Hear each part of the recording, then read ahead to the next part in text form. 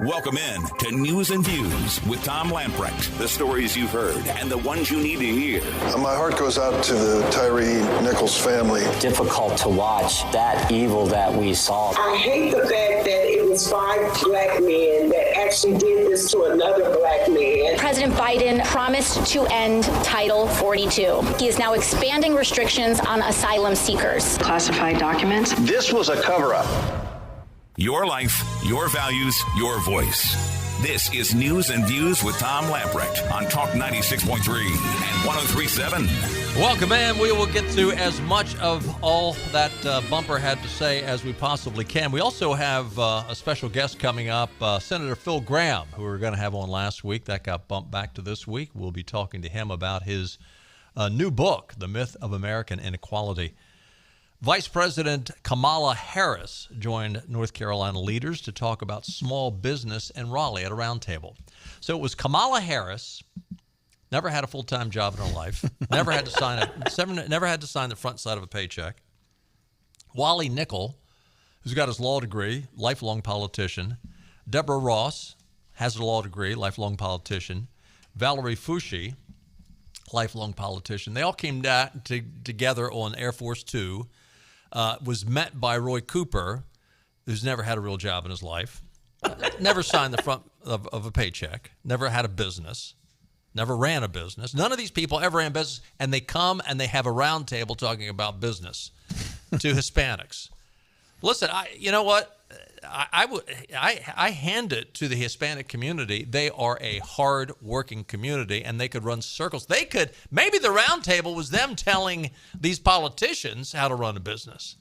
Because the idea that Kamala Harris is going to come down and give some sort of wisdom. Now, she's going to come down and she's going to offer all kinds of handouts as if it was coming from her pocketbook, her and Joe's pocketbook. But, I mean, what a joke.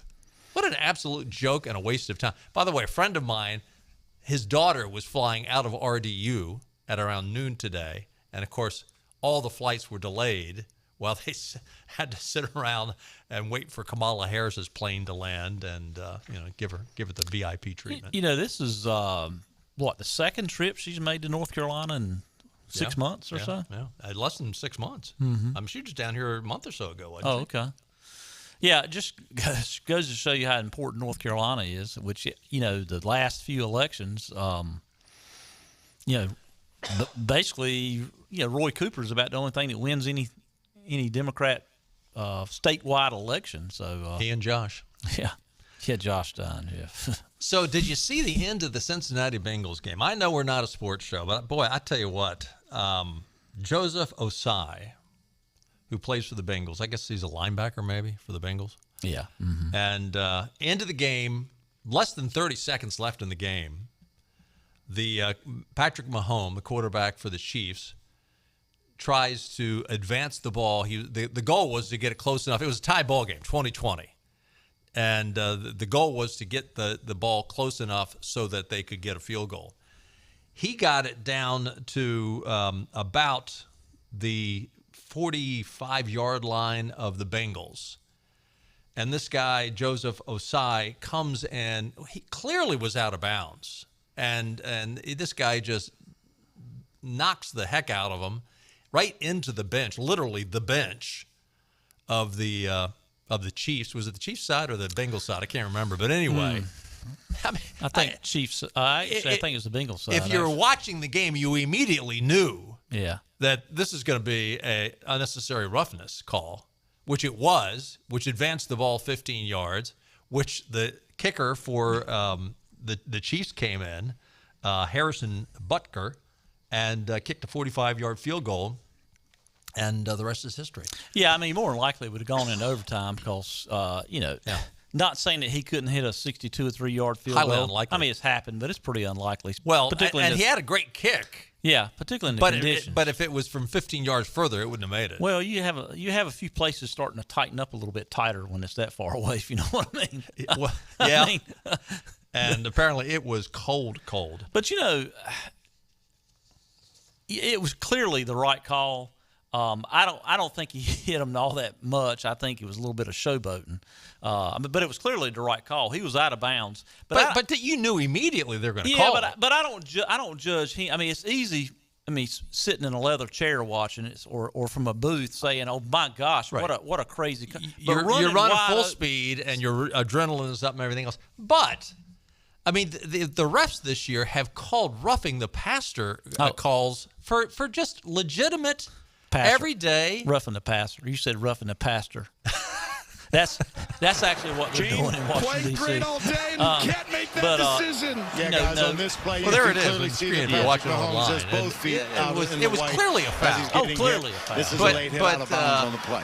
But there's been so many calls this year that have just been legitimate tackles of a quarterback, and they call roughing the passer. Yeah. If the NFL gives out awards for the stupidest play of the year, I think Osai is going to be in the finalists. Yeah, I mean, he didn't touch him that much, but you don't have to touch somebody much, and Well, I mean, he ended up getting hurt kind of bad. His knee was. Yeah, it looked like he was pretty roughed up. Yeah. Jermaine Pratt, who also plays for the Bengals, he was cursing this guy up one side and down the other after the game as they were going. Yeah, I heard that. That's just being a terrible teammate. Yeah, I mean, really. Well, it was. I mean, and I don't know if you're watching the game. Osai was on the side, literally looked like he was crying in tears. I mean, he was hiding his head inside his helmet, and he knew that he had blown it. I don't know. Hopefully you learn from those kind of things. Town Hall. My friend said he was shoved, not clobbered. He was shoved. Yeah. Okay. And he agree. I mean, you look at. I mean, first of all. But you knew it was gonna. You knew they were gonna call it. You were gonna get the call, but I mean, it was really. It was not a big deal. I bet Patrick Mahomes. I mean, if he didn't want to fall down, he wouldn't have fallen down. Yeah, I mean, it used to be that you flopped in the NBA. Now they're flopping in the NFL, especially the quarterbacks. Yeah, but I thought it was a lot of inconsistent calls in the second half. There were judgment calls on both teams, but really that kind of favored the Chiefs. I mean, I really didn't care who won because I liked both teams, and I wanted the players to decide it, not the referees. Well, I think the Eagles are going to win it all anyway. I don't know. Patrick Mahomes, I wouldn't bet money against him, but the Eagles got a heck of a defense. Anyway, my wife's at home right now saying, okay, enough with the sports.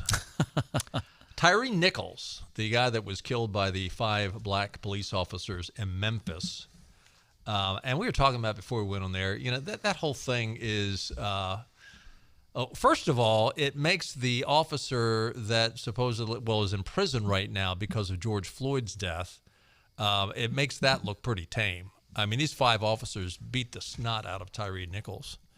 And it's, you've probably heard some rumors out there. One of the rumors is that Tyree Nichols was going out with one of the police officers' girlfriends, something to that effect.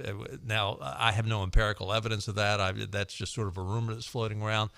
But it does fit the narrative that it was, as you said before we went on there, that it seems like it was something personal. I mean, it was more than just, the guy had no rap sheet. No. He had no real resistance, and they just went after him big time.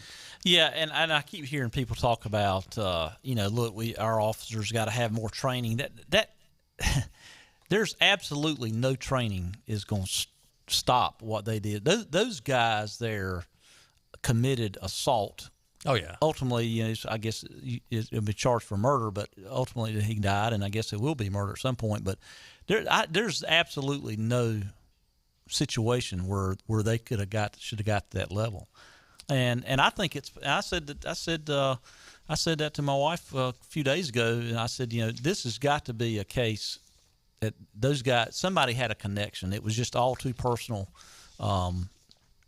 If not, these guys are just really, really just bad people that are hunting people down. Believe it or not, CNN, a.k.a.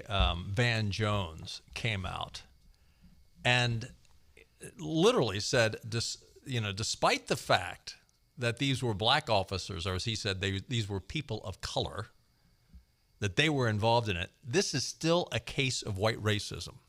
I kid you not.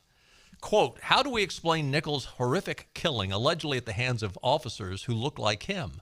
But the narrative, the white cop kills unarmed black men, should never have been the sole lens through which we attempt to understand police abuse and misconduct.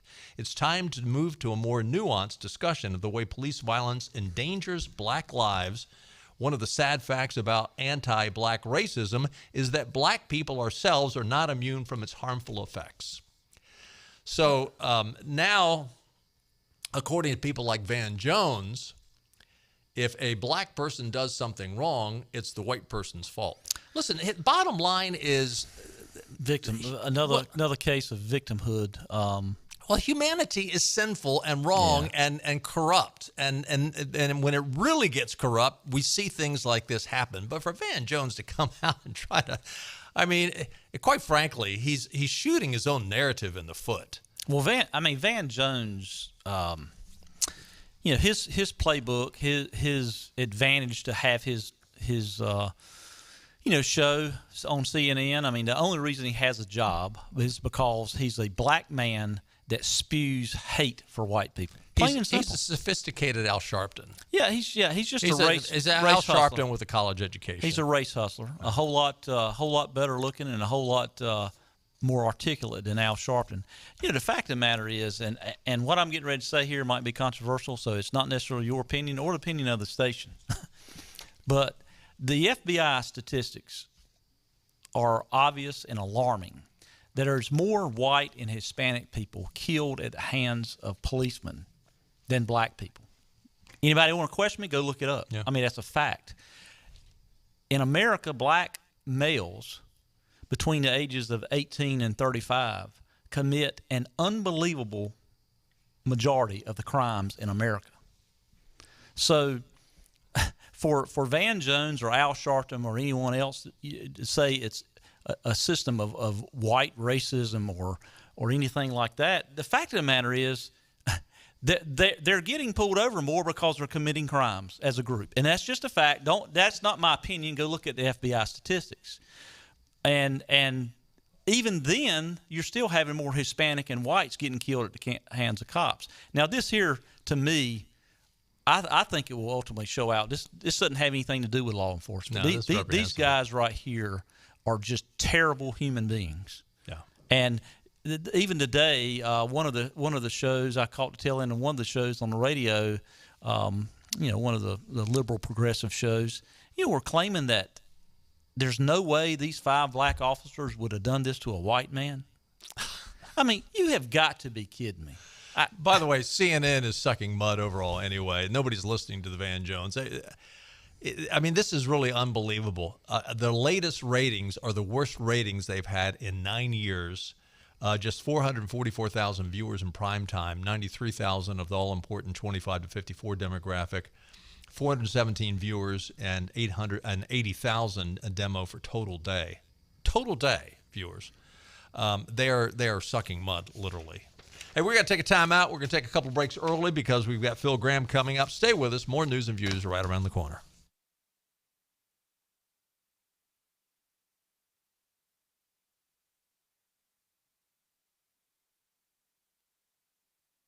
Exclusively at Beauty Bar MediSpa in Greenville. This 5-in-1 system cleanses, exfoliates, provides oxygen infusion, red light therapy, lymphatic drainage, and microcurrent in one treatment. The Skin Wave Plus facial has no downtime and will provide instant facelifting for event-ready, glowing, dewy skin. You can trust the licensed professionals at Beauty Bar MediSpa. After all, their stellar reviews speak for themselves. This January, take advantage of their introductory offer. Buy 2 Skin Wave Plus facials, get one free.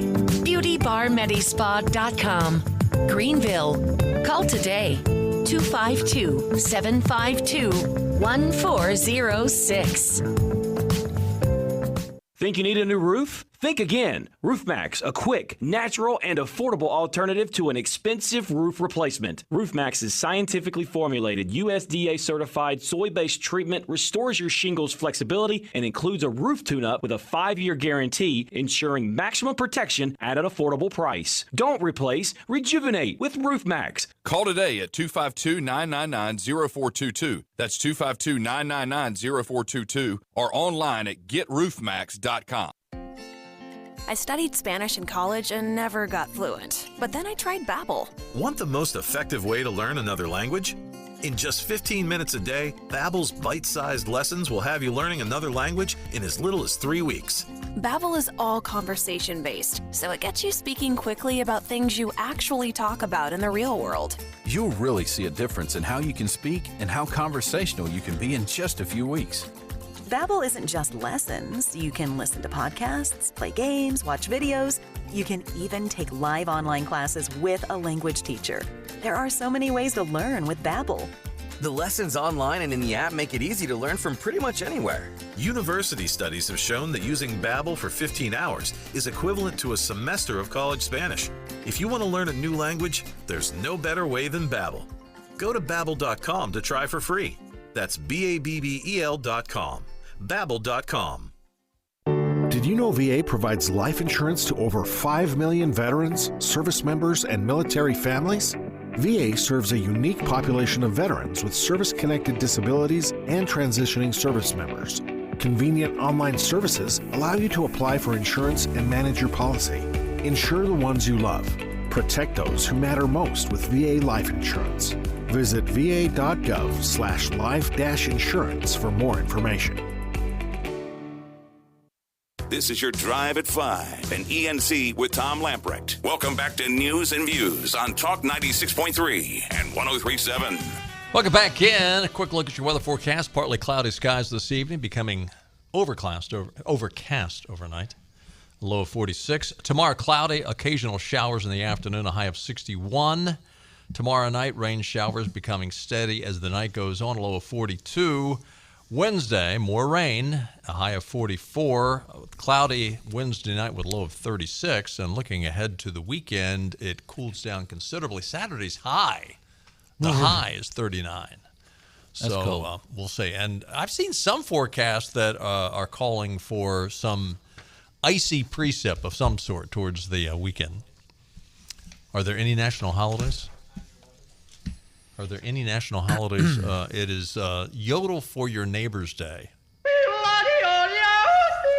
That was good, Clark. I didn't know you could yodel like that. Clark's talented. Well done. Never ceases to he amaze wanted me. He wanted to make sure I said that because he wanted to show off his yodeling skills. Man, I've got a mouth problem that I can't speak right. The dentures are falling out. It's 15 days to Valentine's Day. There you go, guys. So go get your candy and your flowers. Don't get your flowers yet. They'll be dead by the time you give them to your wife or your significant other. This is so predictable. The Justice Department told House Judiciary Committee Jim Jordan today that it could not disclose information related to the special counsel investigation into Biden's improper retention of classified documents because doing so could jeopardize the probe. Baloney. What total baloney? This is the same thing that the press secretary would say. What they really meant is the Justice Department only leaks information on Republicans. Yeah, bingo. That's what they really meant. Jim Jordan launched his first formal investigation as chair of the House Judiciary Committee into Biden's mishandling of classified records and the DOJ's investigation. Jordan announced the panel's investigation after Merrick Garland picked former U.S. Attorney Robert Hur as a special counsel to investigate the matter, escalating it to a formal investigation from a mere review as more classified records were discovered at the president's Delaware home. In a letter to Garland, Jordan and Representative Mike Johnson demanded answers on the appointment of a special counsel and questioned the alleged concealment of information by the DOJ. Jordan is demanding all documents and communications regarding the appointment of her and between the DOJ and the FBI related to the classified materials. On Monday, the DOJ confirmed receipt of the letter, but explained reasoning for the agency's noncompliance, noting that Jordan's request of non-public information that is central to the ongoing special counsel investigation. The department's long-standing policy is to maintain the confidentiality of such information regarding open matters. This policy, are you ready for this? This policy protects the American people's interest in the even-handed, dispassionate, and effective administration of justice. What BS. It protects Joe. It protects the American people's interest. I mean, poll after poll, the American people think Joe's as dirty as a pig in mud in this thing. The DOJ added that disclosing non-public information about ongoing investigations could violate statutory requirements of court orders, reveal roadmaps of our investigation, and interfere with the department's ability to gather facts, interview witnesses, and bring criminal prosecutions where warranted. Isn't it strange how the DOJ's attitude towards the rule of law seems to have an entirely different paradigm than it was when they invaded Mar-a-Lago? Mm-hmm. Exactly. Where was your interest in keeping the law and protecting the law and protecting the rights of an ex-president when you went into Mar-a-Lago? Yeah, and they keep talking about, comparing it to Mar-a-Lago and saying that, hey, they were requesting these documents for Trump and their attorneys kept ignoring them. Well, first of all, Trump, he had the ability when he had these documents to declassify. Yeah, he's the president. So they don't know if they were declassified or not. Now, Biden never had that authority. No. And these go all the way back to when he was Senate. And he was all the way back when he was in Senate, and he waited, almost 70 days from the time they found him to let them know? Yeah. So who's more at fault here? Yeah. Same DOJ that basically tamped down the Biden laptop. Yeah, and then you hear these Democrat pundits, you hear Democrats, Senate, Congress people, and everyone else talk about, the case is different. Well, wait a minute. What do you know about the Trump case? If the Justice Department can't release anything on the Biden case, that means they can't release anything on the Trump case. So what in the hell do you know to compare it? Great point. I mean, and no one challenges them on this. Yeah. I'm pretty damn smart, but I'm not any smarter than most people. They're not asking those questions. DOJ went on to say judgments about whether and how to pursue a matter are and must remain the exclusive responsibility of the department. Oh, yeah, like Congress dare not remove the blindfold from Lady Justice while Merrick Garland doesn't. This guy doesn't even know whether Joe's a Republican or a Democrat because he is not attached to Joe at all. He's not looking out for Joe. He's looking out for the American people, is Merrick Garland. What a bunch of you-know-what. Stay with us. When we come back, we'll hopefully be joined by Senator Phil Gramm. We'll be right back.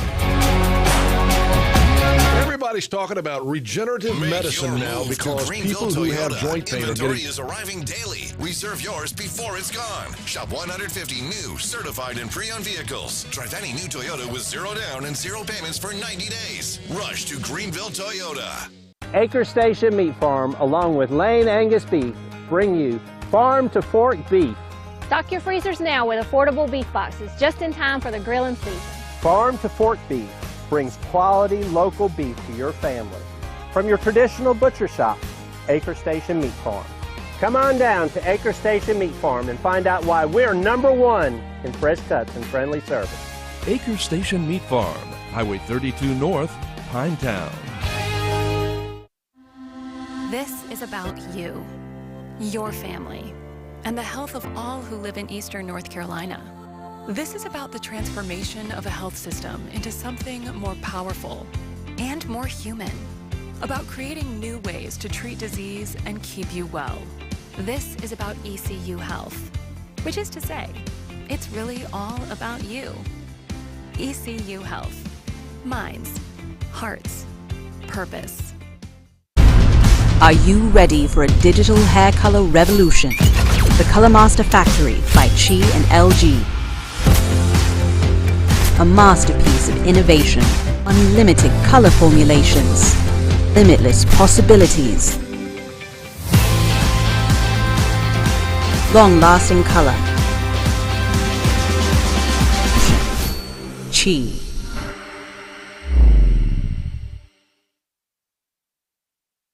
The Coastal Conservation Association is an organization of saltwater anglers whose goal is to protect marine resources statewide and nationally. we're working to improve saltwater fishing for recreational fishermen. From the Gulf to the North Atlantic, our chapters are the watchdogs of the saltwater fishing industry, working in partnership with state wildlife and fish agencies. Our coastal waters are valuable natural resources that must be protected. Call your local CCA chapter today. Other restaurants claim their food is fresh and fast, but are they friendly? At Moore's, you're treated like family the minute you walk into their doors. With locations in Winterville, New Bern, Swansboro, Morehead City, and Jacksonville. We've been practicing what we preach since 1945. At Moore's, our barbecue is slow cooked and smoked over real wood daily until it's so tender it's falling off the bone. Combined with our fresh chicken, cooked-to-order seafood, and homemade fixins, we're sure you'll agree. If it's not Moore's, it's less. Huge selection, maximum trade-up cash. It's time to make your move to Greenville Toyota. Record trade values are still higher than ever. Get paid to trade with a check on the spot. Back to news and views. Talk 96.3 and 103.7. Welcome back in. Senator Phil Gramm served 6 years in the U.S. House of Representatives, 18 years in the U.S. Senate, where he was chairman of the Banking Committee. He was the author of the Reagan budget in the House and the landmark budget and banking legislation in the Senate. He taught economics at Texas A&M University. He has published numerous articles and books. He currently works in private equity and is a non-resident senior fellow at the American Enterprise Institute. His newest book, The Myth of American Inequality, How Government Biases Policy Debate. Apparently everything that Elizabeth Warren, Bernie Sanders, and Maxine Waters spout off about income inequality is highly suspect. Now, I think our listeners knew that. They would have guessed that anyway, but now we have some documentation to back up suspicions, and it's all here in this new book by Senator Phil Gramm. Senator, thanks for joining us. Good to have you with us. Oh, thank you, Tom. Good to be on your show. Well, Senator, let's not sugarcoat the issue. You've called the book The Myth of Inequality, so let's jump right into it. What is the myth? The myth is based on the census's measure of household income. In 1947, when the census started measuring household income, almost all payments were made in cash equivalent. The government provided very few benefits in kind, like food stamps or rent subsidies. There was no Medicaid. And so the Census Bureau did not count in in-kind payments. But when the War on Poverty came in 1965, virtually all welfare programs or programs where government gives you a debit card which you buy food with, which the census does not count as income. It pays your health care bills if you're poor through Medicaid, but the Census Bureau does not count Medicaid benefits as income. It pays your rent with rent subsidies, but the census doesn't count those benefits as income. And there are over 100 other federal, state, and local programs that transfer goods and services and income to low-income households that the census does not count. It also doesn't take into account taxes, so that it doesn't count refundable tax credits to low-income people, but when it's comparing the income of high-income people to low-income people, by not taking into account taxes, it overcounts the income of high-income people by not deducting the taxes they pay that they never see. So the bottom line, to make a long story short, Tom, is that the census says that the ratio of the top 20% of earners to bottom is 16.7 to 1.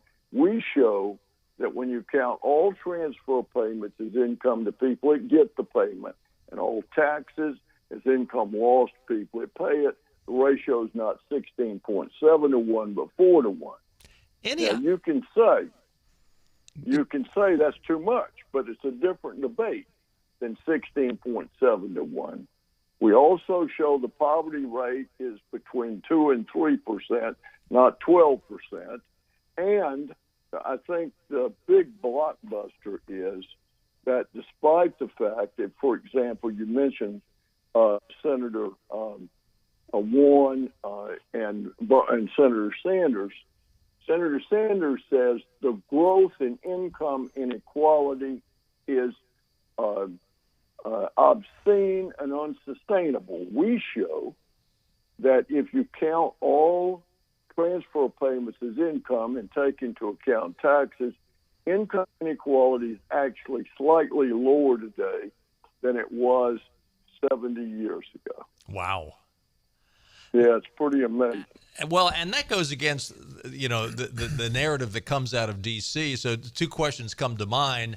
And first of all, I'll make a comment. I'll put it in the form of a question. My first thought as I read reviews of your book, and I hear you talking now, is the Maxine Waters, the Bernie Sanders, the Elizabeth Warrens, the Sheila Jackson Lees of the world, of Washington, D.C., they want this method to continue because they don't want the problem to be fixed because they'd be out of a job. Well, as I pointed out in a Wall Street Journal article maybe 6 months ago, that when President Biden said if we double the refundable tax credit, we'll cut child poverty in half, I pointed out we wouldn't cut it in half because refundable tax credits don't count as income under the census's measure of poverty. Sure enough, when their report came out, they didn't count it. And then they issued a supplemental report saying if we had counted it, it would have had effect. But what happens is we say there's a problem. We say 12 to 15% of people in the country are poor. We provide benefits to help poor people, but we don't count them. And so 5 years later, we still got 12 to 15% of the people who are, quote, poor, and we increase benefits, but we don't count them, and the process goes on and on. The truth is that, let me just give you two numbers. In 1965, the average family in the bottom 20% of earners in America got $9,300 from the federal government in transfer payments. In 2017, they got $45,400. Now, when the average household is getting $45,400 of benefits, and the poverty rate is in the 25,000 range, the numbers just don't make any sense. No. And they don't make any sense because the census chooses not to count benefits that the taxpayer is paying for. Benny Hardy's with us. Senator Gramm has got a question for you. Senator Gramm, yeah. I'm a practicing CPA, have been for 30. I guess I'm on my 33rd or 4th year. So I know a little bit about the tax code and various payments and things. How about, during COVID, I think the 2021 year was the first year, a majority of Americans did not pay income taxes. I think only like 47% in 2021 paid any income taxes. When you look at, the COVID relief and those types of things, what about the COVID relief that went specifically to families and individuals during this time? Is that counted in these numbers? No, it's not counted in these numbers. It's not counted in the official census numbers. Mm-hmm.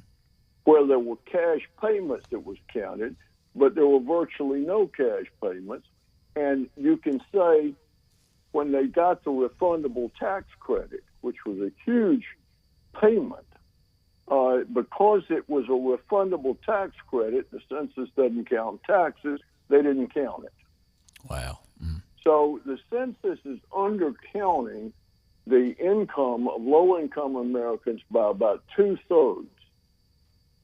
And it's overcounting the income of high-income individuals by about 40% by not taking into account state, federal, and local taxes. You would think that this would be a headline story on something like 60 Minutes. I mean, I realize they're very biased and they're not going to cover this. But have you gotten any kind of mainstream media coverage on this? Because now Benny said, again, he does taxes. He was probably aware of a lot of this. But, I'm not a tax guy. I'm not a numbers guy. And quite frankly, I saw this. And I was shaking my head and rolling my eyes in disbelief, but yet at the same time, it's knowing our government is pretty easy to believe. But have you gotten what kind of feedback have you gotten? Well, it's interesting. It's gotten reviewed maybe in 10 or 15 different places, including the Wall Street Journal, and the reviews have been good. It's selling very well. It's in the top 1% of all nonfiction books now, so it's getting a lot of attention. The response from the left has been basically no response. There's been a little bit of response that, well, this just shows how our poverty program has worked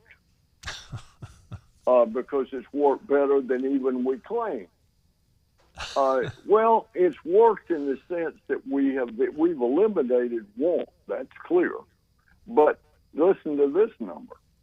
When the war on poverty started, 68% of prime work age persons in the bottom 20% of income earners worked. That number is now down to 36%. Wow.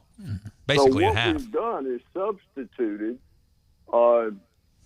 we've dealt with their needs, but they paid for it at a price of idleness. And there's probably a direct correlation to crime when you connect that. No, well, I don't know about that. I think you can make that argument. Benjamin Franklin said, idle hands are the devil's workshop. Yep. But when we've got a critical labor shortage, and you've got only 36% of prime work age persons that are supposedly in poverty that are working, clearly you're paying people not to work. And look, it's hard to blame them. When you can't make $45,300 a year or you can't make much more, and the government's willing to give you that, why would you work? Right, exactly. And look, these numbers are based on the census collects all this data. They just don't use it. All these numbers are government numbers. Nobody has said the numbers are wrong. The basic approach of the left has been, I wish this would go away. And two, this just shows that we've really had a big impact in that we have raised a bunch of people's income. That's about it. You've been a numbers guy all your life, obviously, yeah. all the way back to writing budgets for Ronald Reagan. Were you surprised by the findings? Yes. I knew there was a problem because starting in the 80s, economists kept finding that if you look at what poor people consumed in the 80s and you look at what they're consuming now, that only about 2 to 3% of people would have qualified as being poor in 1980. 42% of people that are said to be poor own their own home. The average size of the home is 3 bedrooms, 1.5 baths. Wow. The size of a poverty home in America is as large as the middle income housing is in Germany, France, and England. Wow. So we knew something was wrong. What happened in the pandemic is we had time to go back and put it all together. Couldn't do anything else, so might as well analyze the numbers, right? Well, Tom sort of asked this, and I'll ask it again. I mean, I'm careful when I say this, that we have some smart people in Washington. I think we do, but sometimes their decisions don't warrant that praise. I mean, there's some smart people in Washington that know this, that look at numbers. So my question to you is, why are they not acknowledging this and keep saying that, hey, we've got to do more because we're not moving the needle on poverty. We got to do more to defeat income inequality. First of all, a lot of people don't know this. They see the number that the census puts out as household income, and poverty is calculated off it, and income inequality is calculated off of it, and people don't go behind numbers. What we did in the book is went behind the numbers and show that the census doesn't count 2/3 of all transfer payments as income to people who get it. So some people don't know. And I don't want to impugn people's motives, but there are obviously, if you want the government to spend more and more money, not acknowledging the solution is probably beneficial. And being able to claim that inequality is growing very rapidly and we've got to do something like get rid of American capitalism can be a powerful argument. And almost everybody seems to believe this, but we show in the book, and we've shown in an article in the Wall Street Journal, and I've presented this at Stanford University. I mean, I certainly hadn't hidden this under a rock somewhere, that poverty is actually declining. I mean, inequality, when you count all transfer payments and taxes, it's actually slightly lower today than it was in 70 years ago. So we're creating this huge debate about a problem that doesn't exist. Right. And what's worse, extraordinarily as that sounds. And what's worse too, 2/3 of our budget, federal budget, a lot of these things that are not being counted in this income is right. Part of our entitlements that really causing a deficit. Yeah, really, unless Congress changes thing, we don't control 2/3 of the budget. Many of these things are in there, and they certainly have in the past. We did during the Reagan years. We changed these things, and with the federal debt now 100% of GDP, at some point it's going to have to be dealt with. I'm hopeful we deal with it before we have a full-blown crisis on it. Well, we better hurry up and do it then, because it's looking pretty nasty. Have you had a chance to share your findings with the top Republicans up in D.C.? I mean, obviously. Yes, I have. Okay, and has their response been positive? It's been very positive, and what I'm trying to do is get Congress to pass a law that requires the Census Bureau to count all transfer payments as income and take taxes into account when it's calculating income inequality. That let's seems get pretty our simple. facts straight. Yep. Let's just get our facts straight, and then we can have a debate. The plain truth is, Tom, that when we're providing now, counting all the pandemic stuff, over $50,000 a year to low-income families in government transfers, maybe we ought to debating how efficiently we're doing this. Instead of just simply debating, we got to have more and more and more and more money. Good point. The government ought to be incentivizing the private sector to create jobs, and frankly, they ought to be incentivizing charities to meet the needs of many people. But boy, when it comes to abuse, they're the number one abuser in our country is our own government. And we've also got to say that if you're able-bodied and you're getting $50,000 a year from the government, you've got to work. Yeah, something's wrong. Yeah. So how do they get the book, Senator Gramm? You can buy it at a big bookstore, but the easiest way is to go on Google and order it. You can do that by just simply put in your search thing for Google or any of the other search instruments, the myth of American inequality, and it will come up, and they've got now 30 pages of stuff about the book. They give you a couple of chapters. They show you, they have the reviews from the Wall Street Journal and other places, and they've got a bunch of people you can order the book from. That's the easiest way to do it. Well, Senator Gramm, thanks for joining us. This is a fascinating, and I need to get the book. It sounds like a fascinating read. I've read a bunch of reviews on it, but now I can get a hold of it. Do read. If you read everything you need to know to defend the American free enterprise system's in this book. Well, thank you for what you have done over these many decades, and thank you that you're still doing it. By the way, I got to say, every time I see you, you are the happiest looking guy I've seen to ever come out of Washington, D.C. Well, maybe because I'm out of Washington, D.C. No, look, I love my years there, and I love my country, and it was a great blessing to serve it. But I've enjoyed being in the private sector, and I'm very fortunate. God is good to the Grams. Let me put it that way. Senator Gramm, thanks a million for joining us. Thanks Look forward so to much. talking to you Thank down you. the road. Appreciate it. Stay with us, Benny. I'll be right back.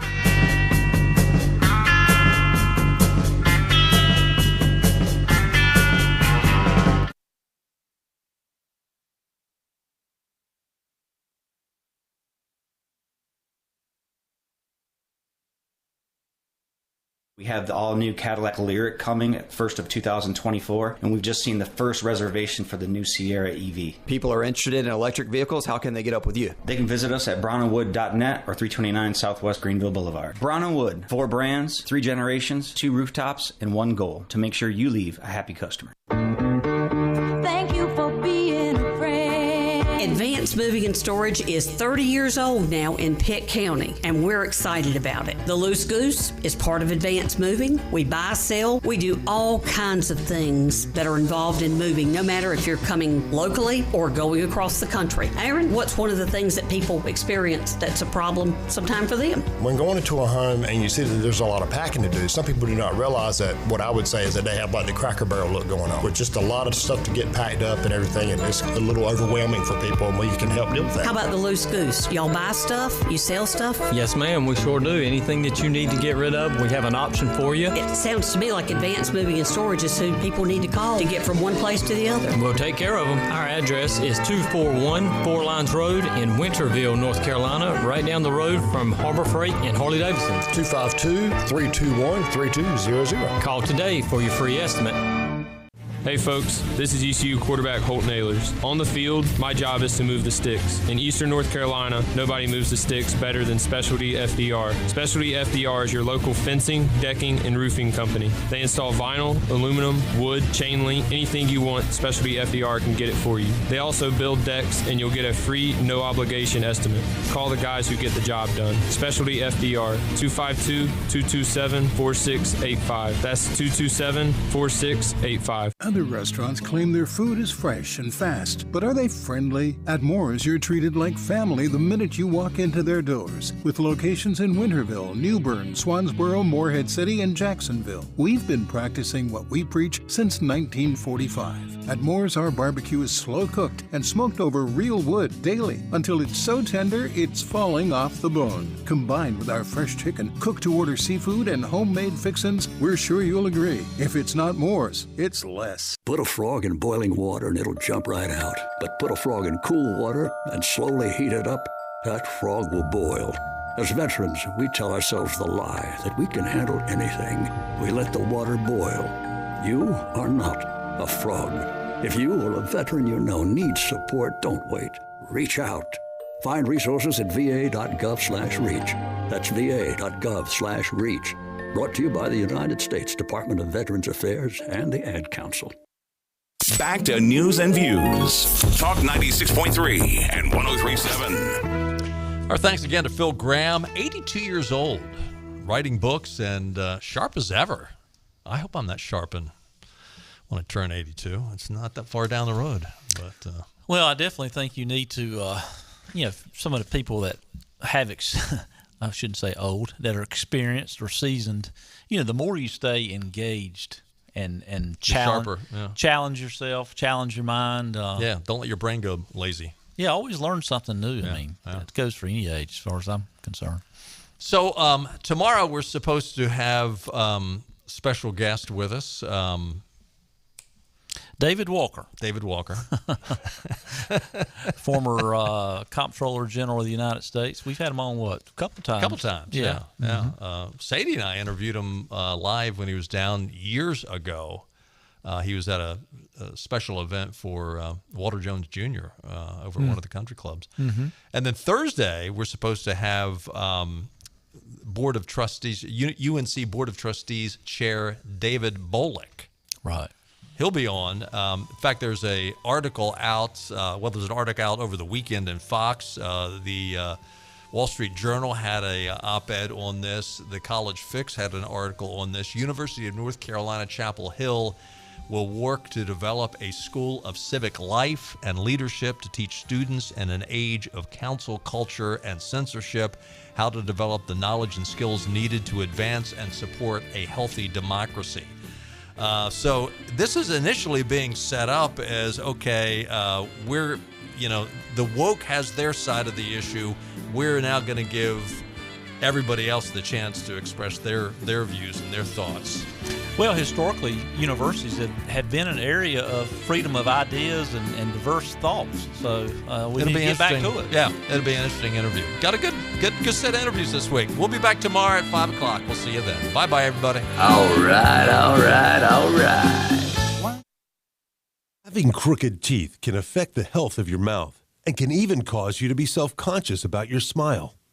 Doctors Bowman, Paget, and Associates can straighten those teeth to reveal a confident, healthy smile through the use of Invisalign clear aligners.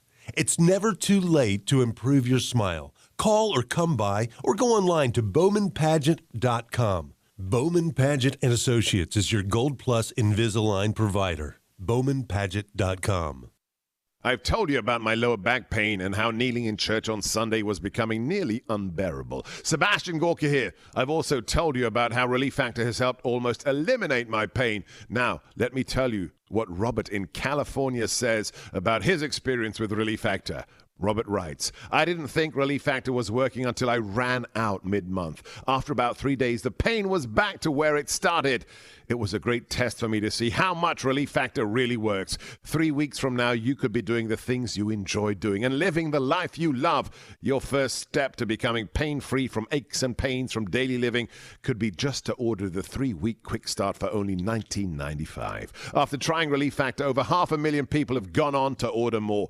Go to ReliefFactor.com or call 800-4RELIEF to find out about this offer. That's ReliefFactor.com or call 800-4RELIEF. Feel the difference with Relief Factor. Having repairs done in your apartment should never come with strings attached, like being harassed and constantly pressured for sexual favors. My leaky faucet turned into the maintenance man asking, when are we going to get to know each other better? I needed my air conditioner fixed, but my building manager repeatedly kept coming into my apartment unannounced and without permission. My landlord told me my rent would be free if I gave him something in exchange. Sexual harassment by anyone associated with your housing isn't just wrong, it's against the law. The Fair Housing Act protects you from harassment, including someone making unwelcome sexual advances or refusing to make repairs because you deny sexual favors. If this happens to you, you can stop it by filing a complaint with HUD. So I called HUD and filed a complaint against my building manager. No strings attached. Fair Housing. The law is on your side. To learn more, visit HUD.gov/fairhousing. That's HUD.gov/fairhousing. If you fear for your safety, call 911. A public service message from HUD in partnership with the National Fair Housing Alliance. Did you get a call or message that mentioned Social Security that made you feel threatened or scared? That is not the Social Security Administration. Social Security will not threaten you, press you for personal information, or demand instant payment. Social Security does not accept payments by gift card, prepaid debit card, internet currency, or by mailing cash. Criminals use these forms of payment because they are hard to trace. Don't fall